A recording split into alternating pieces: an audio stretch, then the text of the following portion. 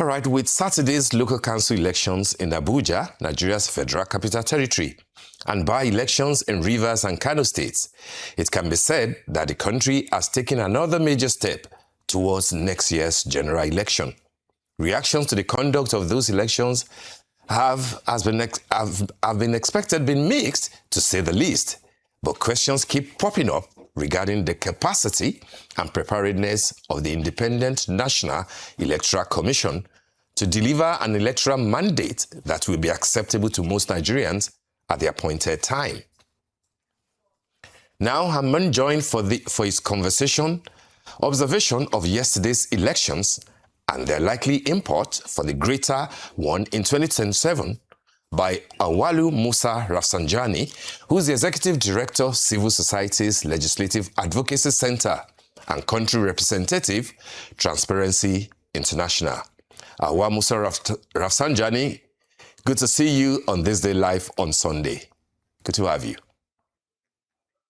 Thank you. Thank you and good evening. All right, good evening. All right, let's discuss what happened in the country yesterday regarding the elections. Of course, there were elections, by-elections in Rivers, and of course in Kano State, where 2 seats are left by 2 people, 2 lawmakers who passed on, were filled. And of course, more importantly, I guess, the one that happened in Abuja, the local government elections, where 6 local council, area councils were filled. What are the takeaways that you will share with us, having, of course, observed, in detail what happened, particularly in Abuja yesterday? What are your thoughts? What takeaways should we be dealing with? Thank you very much. I think, first and foremost, we were very much worried, or most Nigerians were worried, even before the elections and days before the election, the way and manner in which the atmosphere was turned into like a war or do or die affairs, declaring almost 24 hours curfew in Abuja from Friday 8 o'clock in the evening to Saturday 8 o'clock in the evening, even though the police came up with their own also schedule of restriction, which show also lack of coordination. The Abuja minister, Wike, issued his own, the police issued their own, and it was a source of concern for Nigerians. But more importantly, before the election, he was seen, in many places campaigning, saying that even if the voters have voted, they should just leave the rest to him. That created conducive atmosphere for many Nigerians to stay away from participating in that election in Abuja.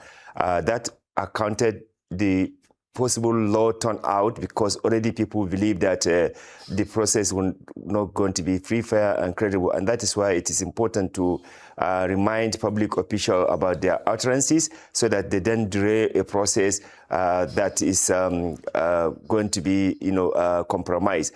The second problem we have also with this election, you cannot have major political parties in Kano, Abuja, in Kano and the Rivers being excluded from the ballot.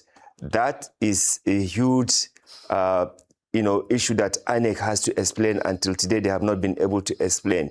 You cannot have a major opposition political parties not on the ballot. So in Kano and Rivers, that was the case, and that was not really good, indication of the preparation for the INEC. The third issue is, of course, the fact that there was vote buying going on in Abuja. We have seen in many places where people were actually being, given, materials and money to vote certain particular political party. Again, one of the major concerns that we also have with regard to the Abuja election in particular is the alleged political interference by the same minister who is not a registered voter in Abuja, but was seen in multiple polling units across the 6 area council in Abuja. That is not good. INEC is creating a situation where Nigerians would simply believe that this thing is an RNG. So I think if you look at the fact that many Nigerians, especially in Abuja, Kano, Rivers, have decided to conduct themselves in a very peaceful way, it shows that they are interested in having a pre-balanced election. But then, if the system is creating impression that their vote will not matter, then you will see continuation of low turnout even in the general election. If this kind of boasting that the Minister of Abuja was making, if it will be reflected again in the 2027 general election, you will demoralize Nigerians from participating because they will think that it is an agenda that is already being concluded. Also, the logistic issue, if Abuja, that is just next to INEC, the Abuja election that is just close to the INEC, and INEC is not able to deal with the logistic challenges and creating delays and sudden change of polling unit, I think it is not good reputation for the INEC chair and the entire INEC that is, experience happens in Abuja. It shouldn't be, because all this while they have been planning, they have been working toward that election, and therefore you cannot simply experience any logistic challenge in that manner that manifested in Abuja. And I think also people with a disability, they also complain that they were actually not able to assess the election, in the sense that no effort was made to ensure that they are actually, are supported to participate in that process. The same thing also in Kano. Some, women felt that they were also ambushed.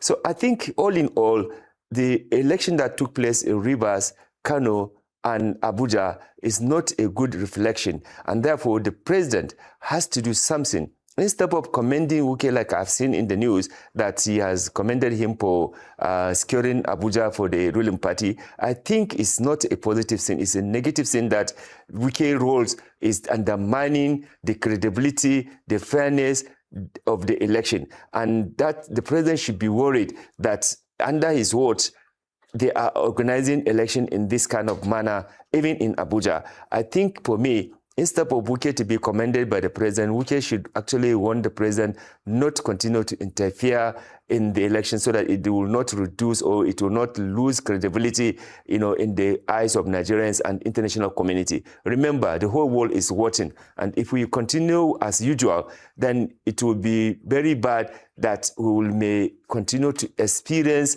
low turnout.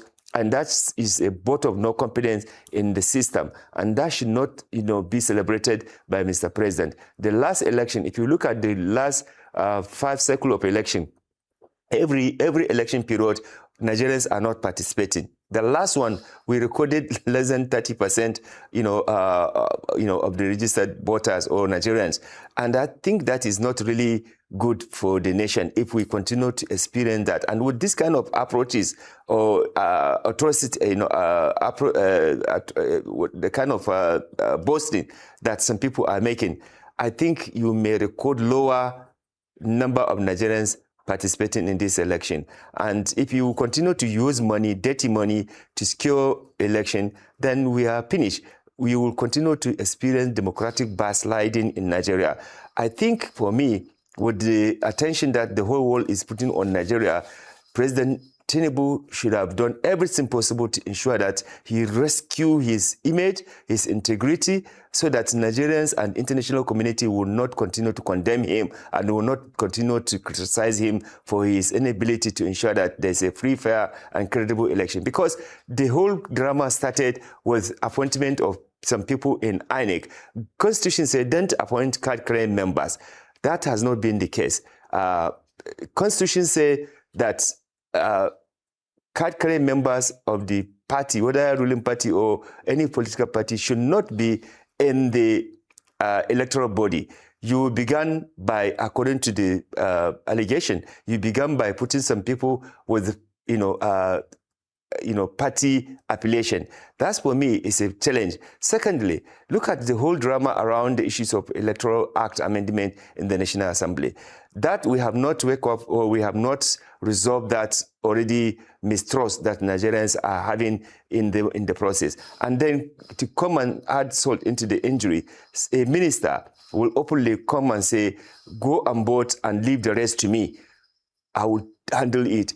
That is not a good statement that the president should comment, Wike for, because as far as we are concerned, we are seeing this statement as tantamount to undermining the integrity of the election. And even for the INEC chair, he should have called Wike to say, look, sir, stay away. You are not allowed because you are an interested party in this election. Stay away from visiting this polling unit and area council where election is happening.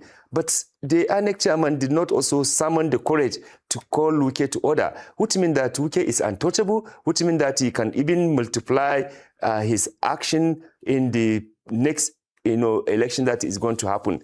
If it's not checked, I think this will be a big challenge for Nigerians. They will never believe that free, fair, and credible election will happen in Nigeria. With this kind of approach, with this kind of strategy, with this kind of continued challenges of delay in logistic issue, with this kind of vote buying that we are seeing in a naked way, I think it is not good for our electoral institution. We have been conducting elections since 1999.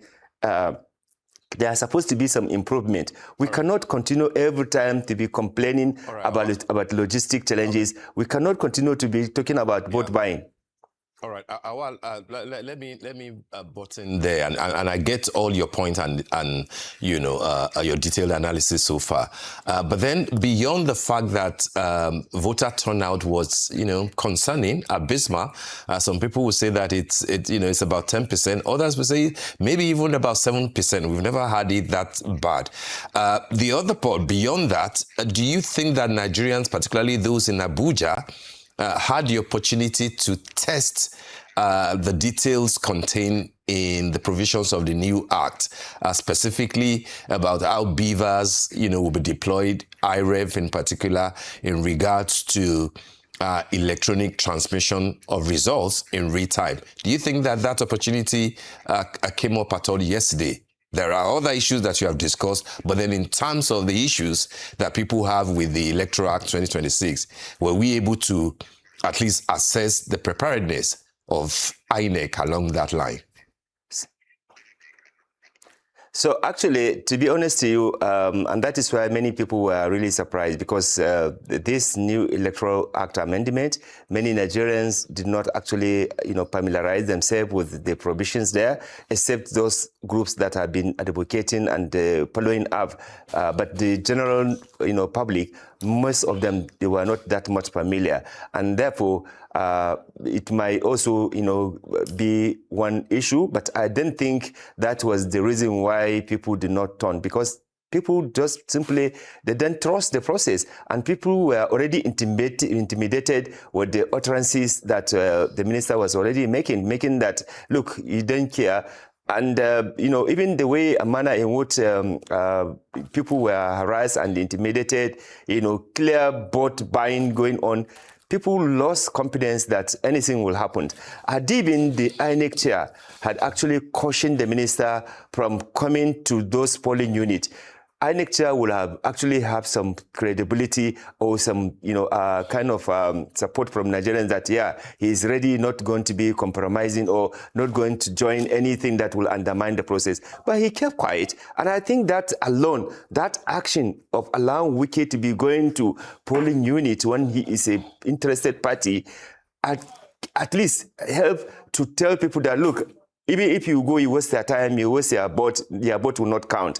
We need to change the way and manner in which we do our thing if we want Nigerians to participate. But if it is a calculated attempt to exclude Nigerians, then fine and good. They can go ahead and do that. But I don't think it is good for us, because the only way in which you can begin to have new leaders or return leaders is through credible election that Nigerians participate. And if you exclude them, or you ambush them, or you make them to stay away, then obviously you will not have Nigerians participating in this, and that is called democratic backsliding. And that is not going to be good for the reputation of even the electoral body itself and also even the Mr. President. So I think for me, at this juncture, Mr. President needs to do certain things that will actually send a signal that he is serious and he does not want to support anybody that will come and undermine or tarnish the reputation of our institutions.